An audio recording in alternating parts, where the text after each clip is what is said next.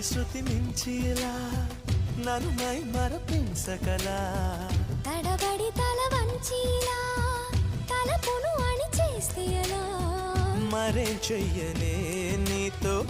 ఎలా వేగనే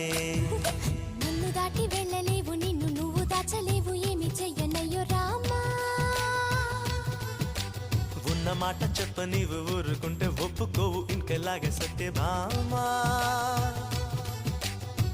అనుకున్నా తప్పు కదా మో మాట